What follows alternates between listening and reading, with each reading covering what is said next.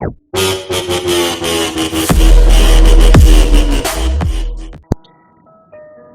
Is सी। तो हमारे video का आज का ये टाइटल है सी लैंग्वेज क्या है। तो सी लैंग्वेज 1972 में डेनिस रिची और केन थॉम्सन ने इन्वेंट की थी। उस टाइम से लेके अब 2020 तक ये लैंग्वेज पॉपुलर है और अपनी सक्सेस की सीढ़ियाँ लगातार चढ़ रही है। इसके पीछे इसके बहुत सारे फीचर्स हैं जो काम कर रहे हैं लगातार। एक लर्नर के लिए, एक बिगिनर के लिए भी सी लैंग्वेज एक अच्छे फीचर्स प्रोवाइड करती है कि आप प्रोग्रामिंग कंस्ट्रक्ट भी सीख सकते हैं और साथ में लैंग्वेज के जो डिफरेंट कंस्ट्रक्ट हैं, आप लूपिंग, ब्रांचिंग, इस तरह के सारे काम भी आप सीख सकते हो।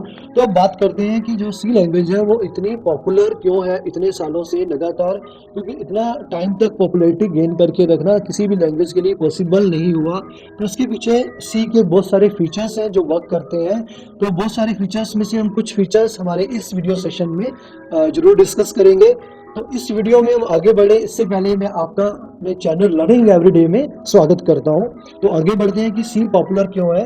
तो सी पॉपुलर क्यों है, सबसे ज़्यादा हम बात करेंगे पोर्टेबिलिटी की। सी लैंग्वेज में लिखे हुए प्रोग्राम है, ये पोर्टेबल है और प्लेटफॉर्म इंडिपेंडेंट है। आप इनको एक प्लेटफॉर्म पे करके दूसरे प्लेटफॉर्म पे भी आप इंपोर्ट एक्सपोर्ट से या कॉपी पेस्ट से ले जा सकते हो। ये वहाँ पे भी सेम कैपेबिलिटी के साथ रन होते हैं। साथ में जो सी का जो स्ट्रक्चर है, जो उसका प्रोग्राम स्ट्रक्चर है, वो इंग्लिश लाइक है। कोई भी यूज़र थोड़ी सी इनिशियल नॉलेज के साथ वो प्रोग्राम को रीड भी कर सकता है, उसमें प्रोग्राम लिख भी सकता है।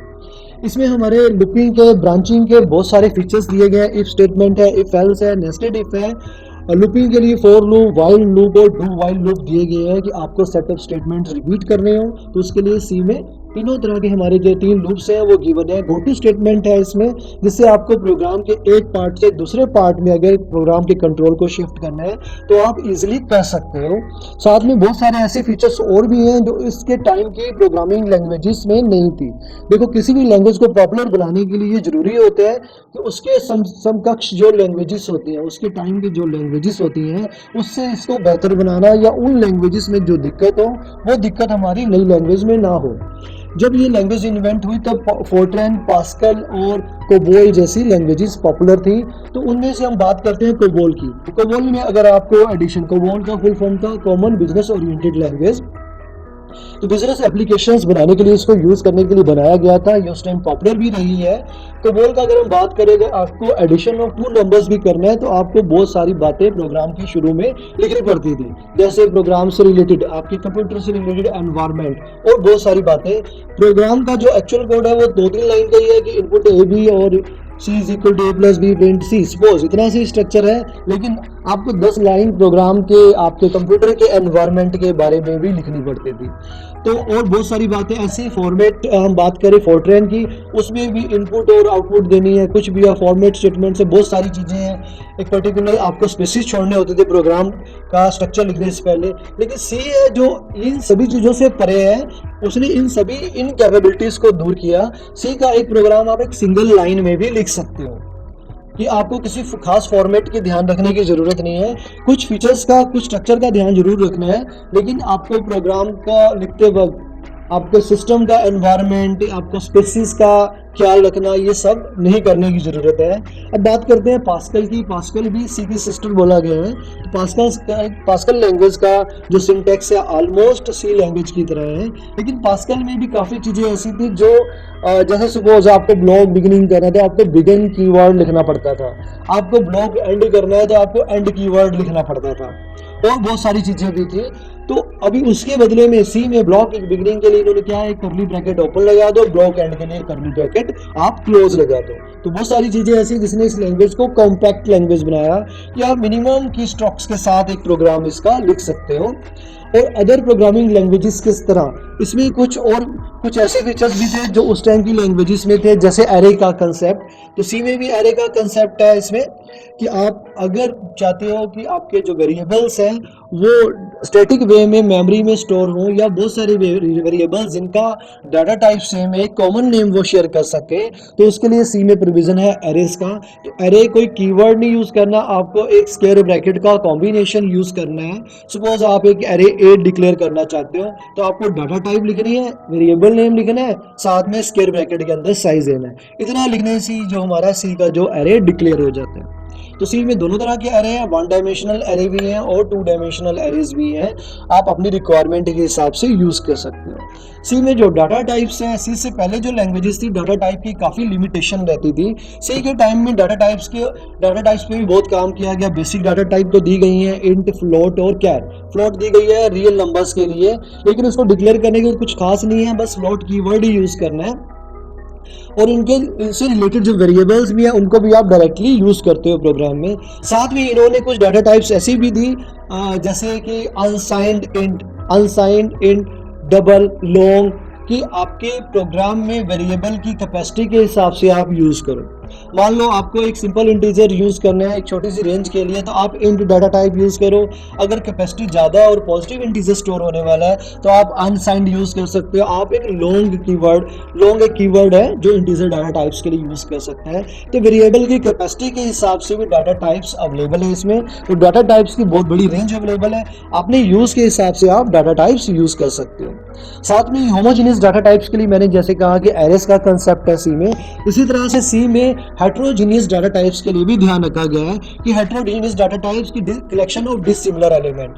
मान लो आपको किसी एम्प्लॉय का रिकॉर्ड रीड, राइट या प्रोसेस करना है, तो यूजुअली जो रिकॉर्ड है ये हेट्रोजीनियस होते हैं। एम्प्लॉय का कोड है जो वो इंट होगा, एम्प्लॉय का जो नेम है वो एरे ऑफ कैरेक्टर या स्ट्रिंग बोल सकते हैं। एम्प्लॉय की जो सैलरी है ये रुपए पैसे, यानी कि आपका एक करेंसी है जो डेसिमल पार्ट वाली होगी। तो इनके सभी के एक कलेक्शन को हमारे डीबीएमएस में क्या बोला गया है कि ये एक रिकॉर्ड है। रिकॉर्ड हैंडलिंग के लिए, हेट्रोजीनियस डाटा टाइप हैंडलिंग के लिए सी में स्ट्रक्चर और यूनियन का प्रोविजन दिया गया है। साथ में एक बहुत अच्छा फीचर है सी का हमारा पॉइंटर्स का फीचर। सी में पॉइंटर्स का फीचर है, अगर आपको मेमोरी हैंडलिंग करनी है, आपको ये देखना है कि आपका पर्टिकुलर वेरिएबल मेमोरी में कहाँ स्टोर है, या आपको कोई एड्रेस पता है, देखना है उस एड्रेस पे क्या स्टोर है। ये सारी चीज़ें आप सी में बहुत अच्छी तरह से बहुत इजी वे में पॉइंटर्स के कंसेप्ट के साथ कर सकते हो। इसके लिए इन्होंने 2 पॉइंटर ऑपरेटर भी दिए हैं, value at and address of operator. Address of के साथ आप किसी भी वेरिएबल का एड्रेस देख सकते हो, और वैल्यू एट के साथ आप किसी भी एड्रेस पे कोई वैल्यू जो स्टोर्ड है मेमोरी में वो आप देख सकते हो। तो पॉइंटर्स को हम यूज करते हैं डायनामिक मेमोरी एलोकेशन के लिए। अगर आपको लिंक लिस्ट का प्रोविजन देना है, आपको डायनामिकली मेमोरी में नोड क्रिएट करने हैं, उनको आपस में जोड़ना है, तो इसके लिए हम सी में पॉइंटर्स का यूज करते हैं। साथ में हमारा जो सी का जो मेन फीचर एक और भी है कि इसमें ये हाईली एनरिच्ड है ऑपरेटर्स के साथ, कि इसमें बहुत सारी ऑपरेटर्स की जो रेंज है वो दी गई है। अर्थमेटिक कैटेगरी है हमारी, इसमें रिलेशनल कैटेगरी के ऑपरेटर है, बिट वाइज ऑपरेटर है। बिट वाइज होते हैं जो बिट बाय बिट, आप नंबर्स पे बिट बाय बिट आप पे काम करना चाहते हो तो बिट वाइज की रेंज भी है। कंडीशनल ऑपरेटर है, तो सी में ऑलमोस्ट हर एक काम करने के लिए कुछ ना कुछ ऑपरेटर है। डायरेक्टली आपको बस ऑपरेटर का सिंबल पता होना चाहिए, आप डायरेक्टली उसको यूज कर सकते हो। इसी तरह से जो सी है इसकी लाइब्रेरी में हमारे इन बिल्ट फंक्शंस बहुत सारे गिवन है। रीयूजेबिलिटी के कंसेप्ट के लिए आप उनको यूज कर सकते हो। उसके इन फंक्शंस को सी की हेडर फाइल्स में लिखा गया है। आपको क्या करना है, प्री प्रोसेसर डायरेक्टिव यूज करना है। प्री प्रोसेसर डायरेक्टिव की हेल्प से आप उन फंक्शंस को अपने प्रोग्राम का पार्ट बना सकते हो और प्रोग्राम में आप उनको यूज कर सकते हो। उसके लिए आपको क्या करना है, हैश इंक्लूड फाइल का नाम देना है। मान लो आपकी फाइल का नाम है stdio.h, तो आपको लिखना है हैश इंक्लूड stdio.h। इससे क्या होगा, stdio.h जो सी की लाइब्रेरी में पहले से ही डिफाइंड है आपके प्रोग्राम का पार्ट बन जाएगी। उसके फंक्शंस को आप डायरेक्टली इन्वोक कर सकोगे। साथ में ही मॉड्यूलरिटी लाने के लिए इसमें यूजर डिफाइंड फंक्शंस का कंसेप्ट भी दिया गया है कि आप अपने से रिलेटेड फंक्शंस भी, मान लो आपका एक कंसर्न है जिसमें आपको फैक्टोरियल का फंक्शन बार बार लिखना, फैक्टोरियल का प्रोग्राम बार बार लिखना होता है, तो सी की लाइब्रेरी में मान लो ये फंक्शन नहीं है, वैसे नहीं है सी की लाइब्रेरी में, तो आप क्या करोगे, एक फंक्शन ऐसा लिख के रख लोगे फैक्टोरियल का, आप अपने सभी प्रोग्राम्स में उसको सिर्फ रीयूज करोगे, तो आप यूजर डिफाइंड फंक्शन को यूज कर सकते हो। और प्रोग्राम को डिफरेंट छोटे छोटे टुकड़ों में मॉड्यूलरिटी लाने के लिए भी फंक्शंस का यूज किया जाता है। सेट ऑफ स्टेटमेंट जो रिपीट होती है उसके लिए भी, और साथ में मॉड्यूलरिटी के कंसेप्ट के लिए भी सी में फंक्शंस का कंसेप्ट यूज कर सकते हैं। इस तरह से सी में और भी बहुत सारे फीचर्स हैं। जब जैसे जैसे आप सी का अपना नॉलेज बेस बढ़ाओगे आपको इसके सारे फीचर्स के बारे में पता लग जाएगा। तो यूजली आपको क्या करना होता है, आपको एक लीनियर अप्रोच के साथ स्टडी करना है इसके सिंटैक्स को, इसके कीवर्ड्स को। कीवर्ड क्या होता है, जो रिजर्व वर्ड लैंग्वेज में पहले से ही डिफाइंड है। तो सी में 32 रिजर्व वर्ड भी रखे गए हैं जो यूजर अपनी जरूरत के हिसाब से यूज कर सकता है। हर एक वर्ड का एक मीनिंग डिफाइंड है, आपको उसको सिर्फ यूज करना आना चाहिए। आपको इस वर्ड को उठाना है और उसको जिस पर्पस के लिए वो डिफाइंड है उसको उसके लिए आप यूज कर सकते हो। साथ में ही इसमें स्टेटमेंट टर्मिनेशन के लिए सिंपली एक सेमीकोलन दिया गया है कि आप किसी भी प्रोग्राम की किसी भी स्टेटमेंट को अगली स्टेटमेंट से अलग करने के लिए सेमीकोलन लगा सकते हो। तो सी एक कॉम्पैक्ट लैंग्वेज है, पोर्टेबल है और हाईली एनरिच्ड है ऑपरेटर्स के साथ। ट्रेडिशनल प्रोग्रामिंग लैंग्वेजेस के सारे फीचर्स हैं इसमें। पॉइंटर का कंसेप्ट बहुत अच्छी तरह से एक्सप्लेन्ड है इसमें। साथ में इसमें DBMS के फीचर्स भी हैं, डाटाबेस हैंडलिंग करनी हो, डिफरेंट फाइल्स में आपको आपका डाटा स्टोर करना है या आपको रीड करना है, तो सी में डाटा फाइल्स का कंसेप्ट बहुत अच्छी तरह से डिफाइंड है, आप उसको यूज कर सकते हो डाटाबेस प्रोग्रामिंग के लिए भी।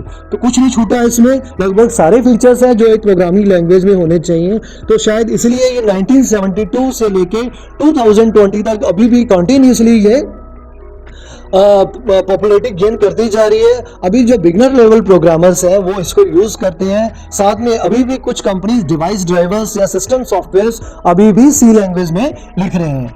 तो अभी इस वीडियो में अभी इतने ही है। मैं होप कर रहा हूँ कि आपका कुछ नॉलेज इंक्रीज हुआ होगा सी लैंग्वेज के बारे में।